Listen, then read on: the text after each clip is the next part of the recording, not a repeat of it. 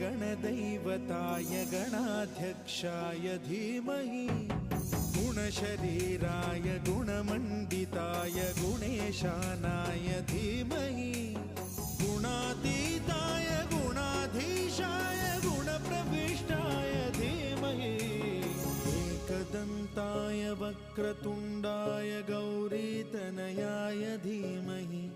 गजेशानाय भालचन्द्राय श्रीगणेशाय धीमहि